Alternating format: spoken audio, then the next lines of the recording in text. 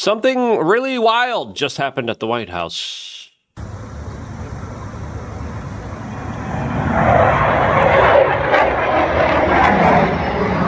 And it wasn't that. It was Trump's latest kind of weird, bombastic, wild, insane type of statements regarding the Jeffrey Epstein saga. As, of course, the jet flyover happened during the Polish president's visit to the White House. Donald Trump had some very interesting things to say about the major press conference that just happened, with many victims, lawyers, advocates, and members of Congress coming together and in a unified voice with Democrats and Republicans standing together said, listen, we just want transparency. We just want documentation.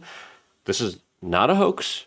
These people didn't traffic themselves. These children didn't hurt themselves, didn't abuse themselves. This is something that is legitimate, and we are here coming together in a unified voice, not making this political, not attacking Donald Trump, but saying, we just want justice here. Donald Trump responded in, I believe, one of the worst possible ways, bewildering ways. That doesn't make any sense until you really start to go down deep the rabbit hole and go into some of these conspiracies, as the people there didn't just not attack Donald Trump, but exonerated him in some ways and even made particular statements talking about how Donald Trump previously worked for justice against the Epstein predators. And now he's calling it a hoax once again, which the victims were like, please don't call it a hoax. It's not a hoax. And now he's saying it's a hoax. We're going to be playing this video. We're going to be playing other videos from the people there. Nancy Mace had some very interesting things to say about this, as she's been a part of some of the meetings that are happening behind the scenes right now that I think are absolutely worth talking about here, as we have other people now directly pinpointing individuals like Bill Clinton once again. Why is Bill Clinton not being brought in, investigated, and at least being questioned here? That's the question that, of course, a lot of us are asking. And if you have those same questions, and if you appreciate our 15 years of talking about this particular story in the face of a lot of pushback, threats, and harassment, and demonetizations, and deletions, subscribe. Click the notification button, as, of course, a lot of people are now responding to this clip, as Peter B. says, this is bizarre. He keeps saying it's a hoax. I think President Trump is doing a great job, but I can't figure this one out at all. I can. I'll tell you why in a little bit. But these are the latest statements from the President of the United States that was just asked. Because during this press conference, right, with the Polish president sitting there and Donald Trump sitting there and the media there, as this flyover was happening, the Jeffrey Epstein victims, lawyers, advocates, members of Congress, all these people were doing their own press conference. And they were saying, President, please just release the files. Please give us transparency. Please give us justice. Now, this is in stark contrast to a previous message that we heard from this administration saying that they really care about the victims. And we're not going to release all the documents because of the victims. And we care about the victims. And we're going to protect the victims. And the victims right now, in their press conference, they're saying, if you care about us, release the documents. Trump's response to being questioned about this press conference happening at the same time is bizarre. And this is what he had to say. Mr. President, right now, there have been survivors of Jeffrey Epstein speaking at a press conference on Capitol Hill. They're calling for these case files, these documents to be released. And new survivors that we never heard from ever, by the way. People who previously were not known. There's also a lot of other people who are too afraid to come forward. But we've seen a significant portion of them come forward today, especially underage victim number 1 in the 2019 case. She came forward and released her public information, and she's going to face a lot of public scrutiny. And listen, there's a lot of people being threatened and harassed here, and that's what they described. And that's exactly what has been happening here. And Epstein has been known to send private investigators, to send threatening messages, to send innuendos to journalists, to victims, and to harass them in a specific way to prevent them from speaking. The amount of people that spoke out today, tremendously impressive, right? Tremendously impressive, the amount of people that came out. No underplaying this. Thomas Massey, who is sponsoring a discharge position to get the House to vote on the release of those documents, says he doesn't believe you're implicated in these files, but many of your friends and donors may be, and he says that's why the Justice Department is redacting them and slow walking the release. Is the Justice Department protecting any friends or donors, sir? So this is a Democrat hoax. Okay, come on. Democrat hoax, really? Really? The Democrats hoax, right?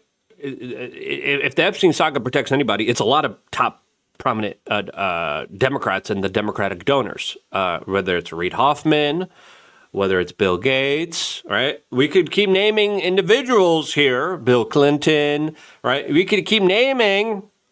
Elon Musk came out and said, yeah, the Epstein client list has a lot of powerful Democratic backers and donors there. Elon Musk said that. Now, why aren't we hearing anything about this now? Why is he calling it a hoax? I mean, I just do. Again, I have my own theory. I'll tell you my theory in a little bit. Before playing the rest of this clip and talking about a theory, I wanted to, of course, tell you about us being an independent media organization that's financed through our shirts, like this one that I'm wearing right now, that says Epstein didn't blank himself. This is a shirt that triggered a lot of people. BuzzFeed wrote a very salacious article about us saying, oh, there's T-shirts, we got to ban them. And then they sent it to all the places that we sold T-shirts on, and they banned us. If you want to get these Epstein shirts, just type in Epstein into the search bar here on the bestpoliticalshirts.com, and you could get a lot of them. I think this latest one, saying, quote, where's the list? You could get it in red, you could get it in black. Just $25. Super cheap, super affordable, by the way. Shirts. This one's one of my favorite. And again, we have short sleeve, we have long sleeve. Where's the Epstein client list? Things you'll never see in your life. And then we got flying pigs, we got unicorns, we got dinosaurs, and then we have the Epstein Maxwell client list. We released this shirt like 4 or 5 years ago, by the way. This one, as soon as Epstein allegedly took himself out, which this administration is still telling you with a straight face, yeah, Epstein absolutely took himself out. So we were fully demonetized for talking about these type of controversial stories on YouTube. So I said, I'm going to create a T-shirt store to offset some of the lost revenue. And then I'm going to make sure I survive as an independent journalist. I made these T-shirts. Then the corporate media launched a targeted attack and they banned my T-shirt store. And then I had to figure out another way to work with third parties. And then I launched another T-shirt store.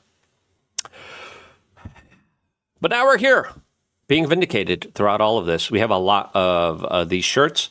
Christmas is coming up here. This one is very, very good for Christmas here. It's a pretty facetious one. It's a pretty funny one. You could also get it in long sleeve. You could also get it in a sweater. And we have a lot of different type of variants. We got these women's shirts. Look at all of these different variants we have available to you. Can't recommend them enough. WeAreChange.shop also has a link to the T-shirt store, but the T-shirt store is its own link. TheBestPoliticalShirts.com. The link is down in the description. Click it down below and support our independent media efforts to expose a lot of this stuff like we have been doing throughout the many years of us operating as an independent media organization. Support us, be a part of it. And also, when you wear these T-shirts, people are like, hell yeah, man. Hell yeah.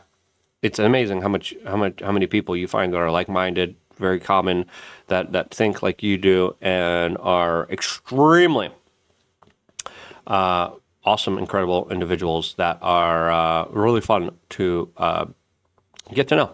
Get to know them, do your own lazy activism just by getting a shirt here. Now, let's continue on with these Donald Trumps. And again, first thing you come out, hey man, we're hearing that there's threats against Thomas Massie, that this is going to be a threat against the White House if you endorse his bill trying to call for transparency here. There's victims here speaking out right now, not too far away from you. The first thing you do is you respond by saying, it's a Democratic hoax. I don't think it is. I think it's pretty evident it is not a Democratic hoax. You could say maybe it's a CIA hoax or MI5 Mossad hoax. You could say it's an intelligence agency cover up.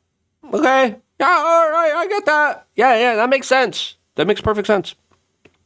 But to call it a Democratic hoax right away, come on, really?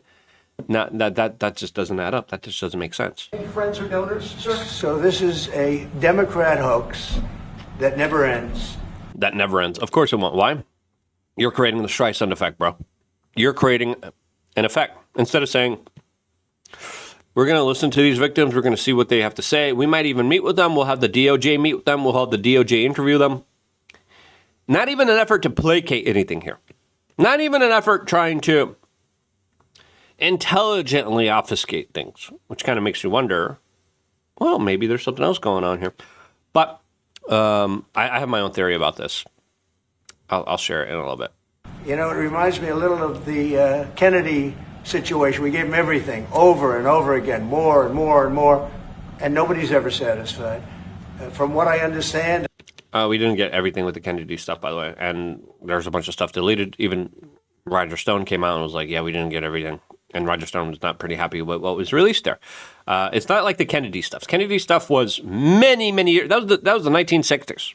Okay, we're talking about 1990s, 2000s, around early 2010s. We're talking about something that, again, when was it? 6 years ago? That right. That's not long ancient history.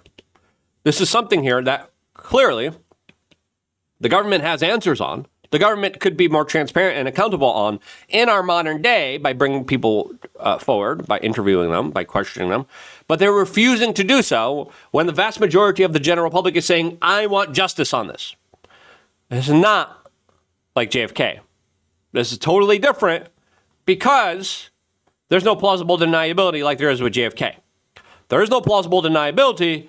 There's these kind of like low IQ obfuscation efforts that don't really work. I could check, but from what I understand, thousands of pages of documents have been given. But it's really a Democrat hoax because they're trying to get people to talk about something that's totally irrelevant to the success that we've had as a nation. And again, obfuscation effort here. Let's just be real with ourselves. Oh, you don't want to talk about... No, we are talking about it. Okay. Say what you may about your successes or your foreign policy. This is something that's on everyone's mind because of how awkward and weird it is and how strange it is, whether you like Trump or you don't like Trump. Again, people weaponize different types of information. We told you we're going to be as honest as we can here, and I think we've done a great job at that. When Trump does good things, we say he's done good things. When he does bad things, we're like, oh yeah, he did bad things. I think that's the type of approach we need instead of this type of gang warfare type of insane mentality where your brain just turns off when it's inconvenient for you and your political power structure that you're trying to build up and force on everybody. Can we stop doing that? Can we just care about the actual issues and the truth of the situation? Can we actually stop playing tribal gang warfare? And can we actually get down to the bottom of what's really going on here by calling for more transparency, by calling for more accountability, but more important, actually caring about issues that represent us as a people? We have to ask ourselves, will the country be better when we actually find out who some of the top people in the world are hanging out with, people who abuse children and give children to powerful people? Would the world be better off if we find out who these creeps, these monsters, these psychopaths that hurt children? Would the world be better if we found out that the people who have blackmail on politicians, if they're all exposed and no longer are blackmailed for the powers that be or the forces that be that are using blackmail against them? Would the world be better? Absolutely. Why? Because the will of the people would actually be heard here, right? Blackmail wouldn't subvert the will of the people. The American government would be so much better, so much more transparent, so much more accountable if there wasn't this whole entire dirty, disgusting blackmail operation. Pretty clear, the world would be an extremely way better place. But that's not what's being argued here. What's being argued here, oh, you just don't want to talk about all the great stuff. Listen, Trump's done some good stuff, and we admit it. He's done some good stuff. But when you're creating the Streisand effect, acting super weird and super strange about all these incidences and all these events here, people are going to have some legitimate questions here. Okay? And I think these are absolutely legitimate questions, especially if you watched the press conference earlier today, which I did. Again, I was asked to be there. I was like, I want to be here. I want to report on everything that's kind of happening here. Nation since I've been president. Even if you look at D.C. right now, D.C., it's a totally safe zone. It's called a safe zone. That's a term. It's a term of art. It's a safe zone because it's very safe. You can walk down the street now and nothing's going term of art. What? Okay, I get it. And even as a libertarian who automatically is saying, hey, allow people to defend ourselves, this would be the better approach. I admitted, okay, DC is way better off, especially when it comes to this kind of intervention here that Donald Trump spurred on. I agree. Sure. Yeah. We admitted it, even as libertarians. Sure. Yeah. Yeah. What does that have to do with Epstein, though? It's going to happen. No crime, no murders, no nothing. Unless you're on the Epstein client list, and then you're going to be able to do whatever you want. Small children, bring them on in. You can do whatever you want with them.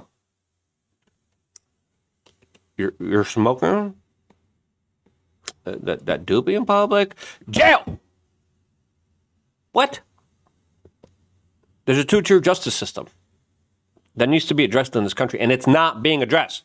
It's being obfuscated. Because we had a lot of problems with certain places, and we still do, all run by Democrats, or for the most part run by Democrats. So what they're trying to do with the Epstein hoax is get people to talk about that instead of speaking about the tremendous success like ending 7 wars. I ended 7 wars. Nobody's going to talk about, because they're going to talk about the Epstein whatever. I understand that we were subpoenaed to give files, and You're filibustering here. All right, you're not talking about wars. Again, Trump doesn't have the best record on wars either, especially recently, especially what's been going on in the Middle East. I understand we've given thousands of pages of files. You gave 33,000, most of it, which is already public, and now is even more redacted, essentially giving everyone the kind of binders here. And you released it on the night of the press conference of the victims kind of coming forward here.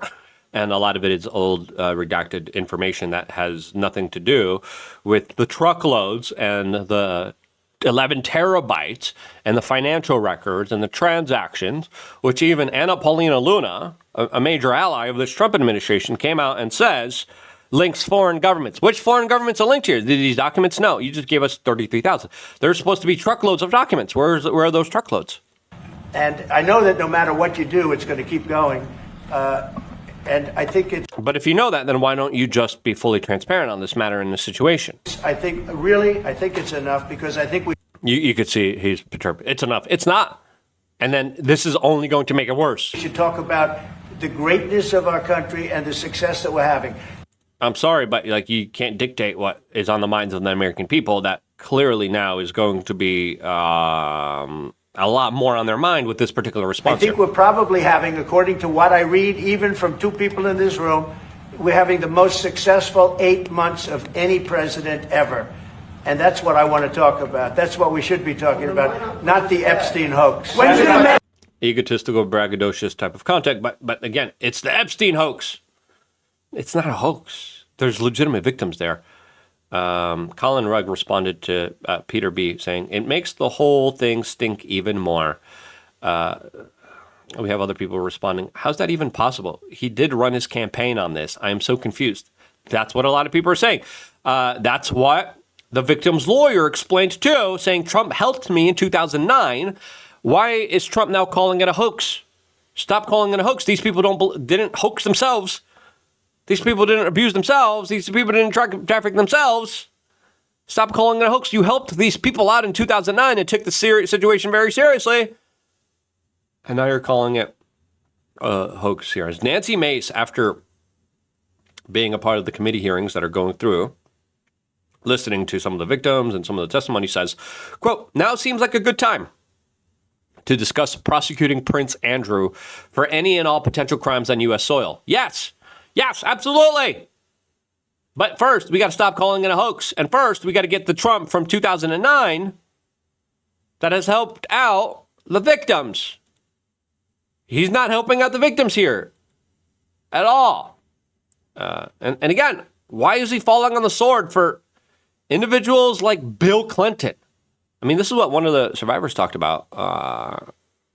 2002, I was living in California, a young woman with high aspirations of becoming an actress. I was already beginning to make a name for myself in the industry. A person I trusted, someone I thought was a friend, invited me to meet a powerful woman who could help advance my career. That woman happened to be Ghislaine Maxwell. I was asked to give her a massage, though I had almost no experience, and when I did, she praised me and promised introductions to someone enormously powerful, someone who could change the course of my life, and that man was Jeffrey Epstein. At first, I was an excited young woman on top of the world.